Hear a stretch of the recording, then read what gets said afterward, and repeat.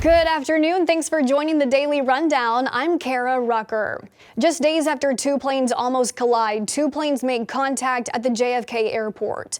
And the latest set of layoffs in big tech is announced. But first, security concerns over TikTok aren't going away. Universities now taking a stand. These are your top headlines with Straight Arrow News, unbiased, straight facts.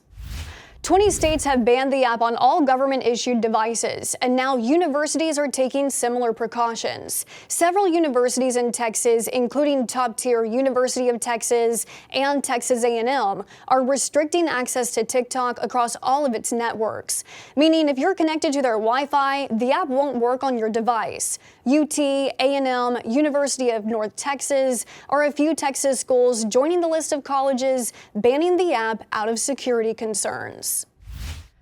Just days after two planes almost collided at the JFK airport in New York, this morning two planes did make contact. And while it was a less serious situation, it's still another safety concern the FAA is having to answer for. Two JetBlue airplanes bumped into one another when a plane was pushing back from the gate and struck the tail of another parked plane. There were no injuries reported, and both planes were evacuated and are being inspected for damage. JetBlue said safety is their first priority, and they will investigate the incident. A special counsel is handling all things related to classified documents in President Biden's possession. But before an outside prosecutor was named to the case, the Department of Justice considered overseeing the search for classified materials, but ultimately decided against it. After the initial discovery of documents found at an office used by Biden in Washington, D.C., the DOJ had an opportunity to assign FBI agents in the search for further classified material. The Justice Department declined further involvement at the time, leaving it to Biden's attorneys to search the president's private residence, where more documents would be discovered in his garage and personal library. According to the report, the DOJ said since Biden and his attorneys were fully cooperating, they left it alone until intervention of a special counsel was warranted.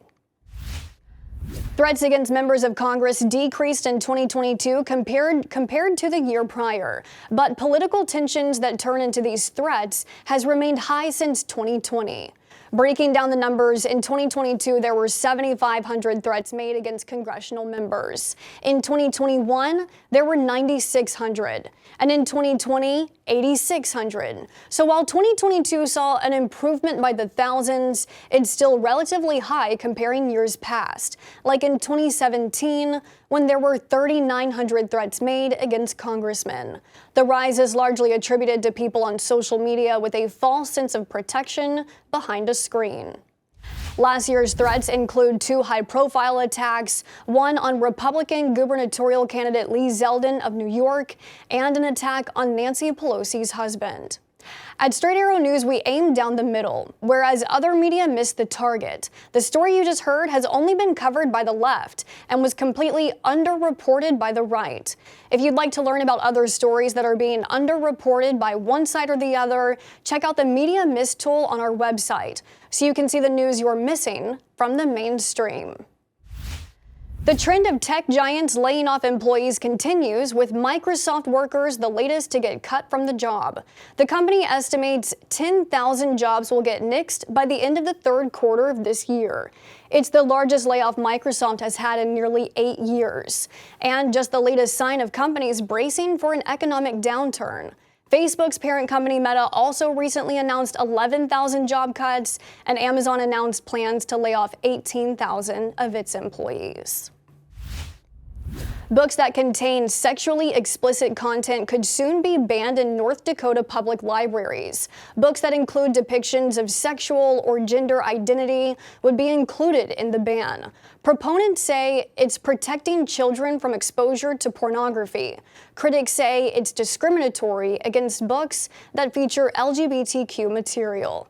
The proposal also includes up to 30 days of jail time for librarians who refuse to remove any banned titles. State lawmakers began debating that bill this week. These are your top headlines on this Wednesday afternoon. Thanks for joining the Daily Rundown with Straight Arrow News, your place for journalism without agenda. I'm Kara Rucker. Have a great day.